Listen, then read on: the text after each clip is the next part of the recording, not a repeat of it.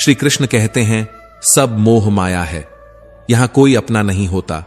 सुनने में साधारण लगता है, पर जो इसे समझ गया वो इस दुनिया की सबसे कठिन परीक्षा पास कर चुका होता है। तुम जिसे अपना समझते हो, सब कुछ एक भ्रम है। कभी गौर किया है, जब तुम सफल होते हो सब साथ होते हैं, लेकिन जैसे ही जीवन की ठोकर लगती है सब धीरे धीरे दूर हो जाते हैं। तब समझ आता है यह दुनिया साथ तभी देती है जब तक तुम्हारे पास कुछ देने को हो। तुम्हारा स्थान, तुम्हारा पैसा, तुम्हारी पहचान, यही उनकी रुचि है, तुम नहीं। इसलिए यह समझ लो कि मोह माया का जाल बहुत सुंदर है, पर उसी में फंसकर अधिकतर लोग अपना जीवन खो देते हैं। लेकिन रुको, कहानी यहीं खत्म नहीं होती। सच्चा योद्धा वही होता है जो इस मोह को पहचान लेता है और उससे ऊपर उठ जाता है, जो अपने अकेलेपन से डरता नहीं बल्कि उसमें अपनी शक्ति खोज लेता है। वही असली आत्मज्ञानी बनता है। श्री कृष्ण कहते हैं, जब तुम्हें कोई नहीं समझता वही वक्त होता है खुद को समझने का। जब तुम्हारे अपने भी तुम्हारे विरुद्ध हो जाते हैं वही क्षण होता है अपने भीतर के श्री कृष्ण को जगाने का। क्योंकि सच्चा सहारा न बाहर है न रिश्तों में, सच्चा सहारा तो तुम्हारी आत्मा में है, तुम्हारे कर्म में है, उस परम सत्ता के ज्ञान में है जिसे आप सुन रहे हैं। तो मित्रों, आपसे अनुरोध है कि इस वीडियो को अंत तक देखें।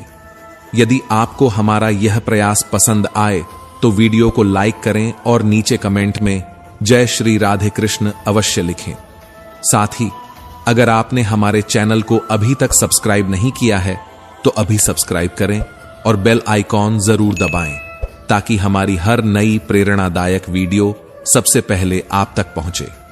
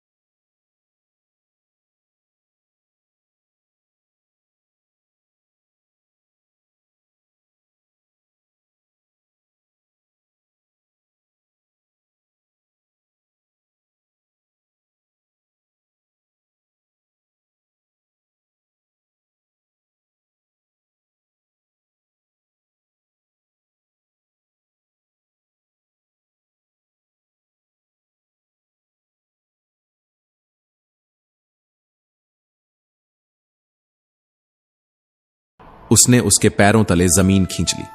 वह स्त्री कोई और नहीं, उसकी अपनी पत्नी रंभा थी।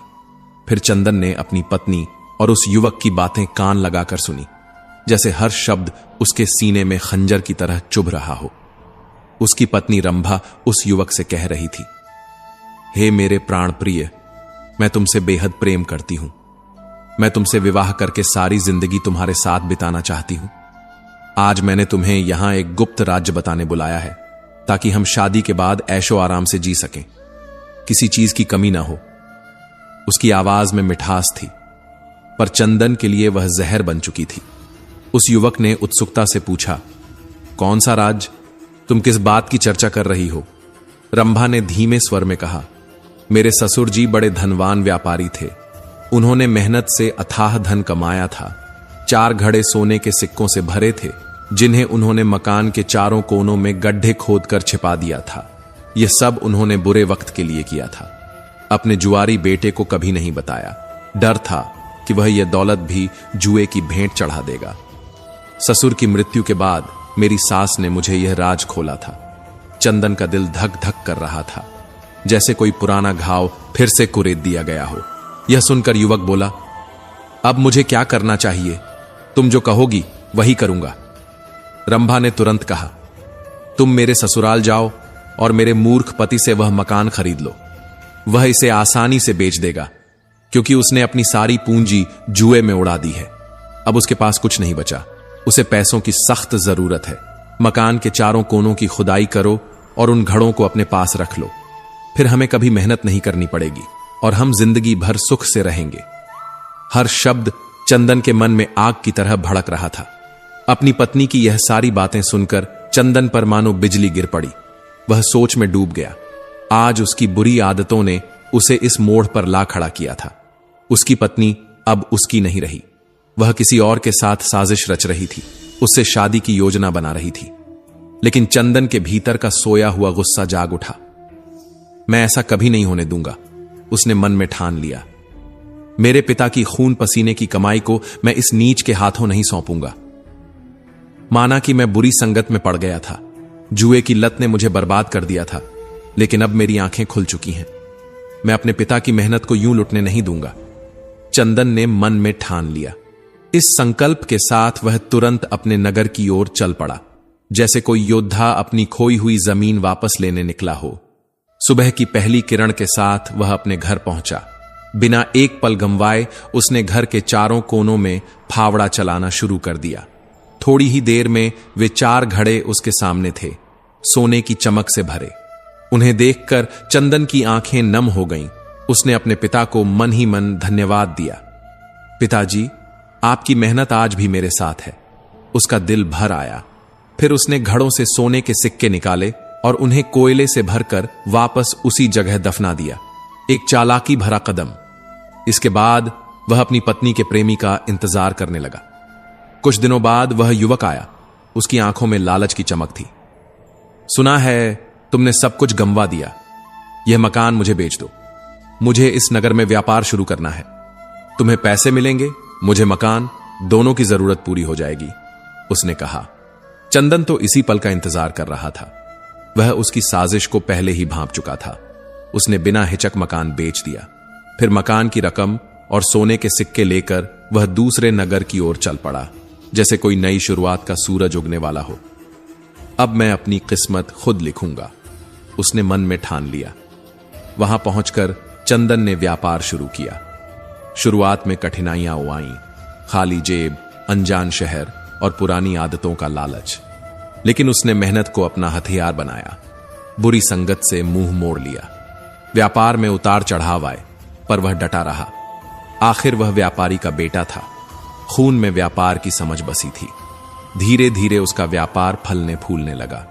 कुछ ही समय में उसने इतना धन कमा लिया कि नगर में उसकी चर्चा होने लगी। एक सेठ की नजर उस पर पड़ी। सेठ ने सोचा, यह युवक मेहनत का दूसरा नाम है। इतने कम वक्त में इसने व्यापार को आसमान पर पहुंचा दिया। मेरी बेटी के लिए इससे बेहतर वर कहां मिलेगा। इसके बाद सेठ उसी पल चंदन के पास पहुंचा, जैसे कोई सुनहरा मौका हाथ से न छूटने देना चाहता हो। उसने अपनी बेटी के साथ शादी का प्रस्ताव रखा। चंदन ने भी बिना हिचक स्वीकार कर लिया, मानो उसे अपनी नई शुरुआत का आधार मिल गया हो। कुछ दिनों बाद सेठ ने धूमधाम से अपनी बेटी की शादी चंदन से करवा दी। अब चंदन के पास सब कुछ लौट आया था, धन की चमक, इज्जत का रुतबा और एक नया परिवार। वह हंसी खुशी जिंदगी बिताने लगा, जैसे अंधेरे दिन बस एक बुरा सपना थे। मेरी मेहनत ने मुझे फिर से उठा दिया। उसका सीना गर्व से चौड़ा हो गया। उधर चंदन की पुरानी पत्नी का प्रेमी उस मकान को पाकर फूला नहीं समा रहा था। उसने लालच में आकर चारों कोनों की खुदाई शुरू की, पर सोने की चमक के बजाय कोयले की कालिक से भरे घड़े हाथ लगे। कोयला देखकर वह छाती पीट पीट कर रोने लगा, जैसे उसकी सारी दुनिया लुट गई हो। गुस्से से उसका चेहरा लाल हो गया।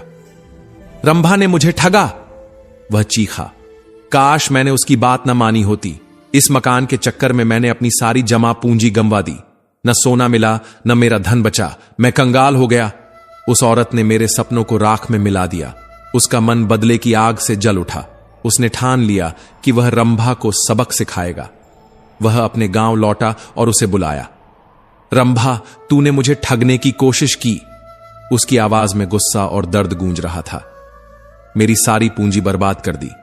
तूने कहा था घड़ों में सोना है, पर वहां कोयला था। तूने मुझे बर्बाद कर दिया, कहीं का नहीं छोड़ा। मैंने तुझ पर भरोसा किया और तूने मेरी जिंदगी तबाह कर दी। अब देख मैं तेरा क्या हाल करता हूं। तू किसी को मुंह दिखाने लायक नहीं रहेगी। यह कहकर उसने क्रोध में रंभा के नाक और कान काट डाले और वहां से चला गया। अब तू भी मेरी तरह अधूरी रहेगी। उसकी आंखों में एक ठंडी संतुष्टि थी। रंभा अपनी हालत पर फूट फूट कर रोने लगी। उसका चेहरा इतना बदसूरत हो गया था कि शीशे में खुद को देखकर वह खुद से डर जाए। अपनी ऐसी हालत की जिम्मेदार रंभा खुद ही थी। अब वह जिंदगी भर इस आग में जलती रही। मन ही मन सोचती, काश मैंने ऐसा न किया होता। लेकिन बीता हुआ कल एक टूटा हुआ सपना है, जिसे जोड़ा नहीं जा सकता। वह सिर्फ सबक देता है, कभी कड़वा, कभी कीमती। उधर चंदन ने अपने काले अतीत से पहले ही सीख ले ली थी। उसके मन में यह बात घर कर गई थी कि बुरे कर्मों की सजा कठोर होती है, पर मेहनत और अच्छाई का रास्ता अपनाने से जिंदगी फिर से खिल उठती है। मेरे हाथों ने पहले बर्बादी लिखी, अब वही हाथ मेरी किस्मत संवार रहे हैं। उसका मन गर्व और संतोष से भर उठा। किसी ने सच ही कहा, परिश्रम और लगन ही सफलता की सीढ़ियां हैं। जब तक चंदन जुए के अंधेरे गड्ढे में डूबा था, अपनी दुनिया को राख में मिला रहा था, तब तक उसे सिर्फ हार और दुख मिले। लेकिन जिस पल उसने समझ लिया कि बुरे कर्म उसे तबाह कर रहे हैं और उसने मेहनत का रास्ता चुना, उसी पल से उसकी जिंदगी में उजाला लौट आया। साथियों, वह सोचता, चाहे देर हो जाए, बुरे कर्मों का फल हमेशा कांटों की तरह चुभता है। वहीं अच्छे कर्म फूलों की तरह महकते हैं, सुख और शांति बिखेरते हैं। जीवन एक दर्पण है, जैसा बोओगे वैसा ही पाओगे। उसकी आत्मा में यह सत्य गूंज रहा था। रोगी को देखना शिष्टाचार है, जैसे कोई औपचारिकता पूरी कर रहा हो। लेकिन दवा लाकर देना संवेदना है, दिल से दिल तक का रिश्ता। शिष्टाचार जरूरी है, पर संवेदना उससे कहीं गहरी है, जैसे सतह पर तैरती लहर और समंदर की गहराई का फर्क। चंदन ने यह समझ लिया था कि असली जीत संवेदना और मेहनत से मिलती है, न कि लालच और छल से। कांच जब टूटता है तो वो जख्म नहीं देता, बल्कि आईना बन जाता है, जो हर चेहरे को उसकी असलियत दिखा देता है। पर इंसान का टूटा दिल वो आईना नहीं बनता, वो तो धार बनता है। वो धार जो खून नहीं बहाती, बल्कि आत्मा चीर देती है। और फिर कहते हैं, हर बात को दिल से मत लगाओ। दिल से मत लगाओ तो फिर क्या करें? क्या उस जगह पे खाली जगह छोड़ दें जहां उम्मीद रहती थी, या फिर हंसते चेहरे पहन लें जब अंदर तूफान हो? हर बार जब किसी ने कहा मत सोचो, तब दिमाग और ज्यादा चलने लगा। हर बार जब किसी ने कहा छोड़ दो, तब दिल और गहराई से जुड़ गया। क्यों? क्योंकि भावुकता एक कमजोरी नहीं, वो इंसान की सबसे खतरनाक ताकत है, जो अगर बहन निकले तो बहा ले जाए और अगर थम जाए तो जला दे भीतर ही भीतर। कभी आपने सोचा है सबसे ज्यादा दर्द कब होता है? जब कोई और नहीं, बल्कि वो दुख दे जिसकी खुशी में आपने खुद को मिटा दिया हो। कभी वो अपने जो अपने थे ही नहीं, कभी वो पल जो हमेशा के लिए लगे थे पर कुछ ही पलों में चले गए। और हम फिर भी मुस्कुराते हैं, क्योंकि रोने से दुनिया सवाल पूछती है, मुस्कुराने से तारीफ करती है, पर किसी को क्या पता उस मुस्कान के पीछे चीखती चुप्पियां हैं। तो दोस्तों, हम उम्मीद करते हैं कि आपको उपदेश और कहानी पसंद आए होंगे। तो मित्रों, आपको यह उपदेश और कहानी अच्छी लगी हो तो वीडियो को लाइक करके चैनल को सब्सक्राइब कर लें और अपने दोस्तों, रिश्तेदारों को भी यह ज्ञान भरी वीडियो शेयर कर दो और कमेंट में जय श्री कृष्णा लिख दो। मित्रों, आपका पूरी वीडियो देखने के लिए धन्यवाद। जय श्री कृष्णा।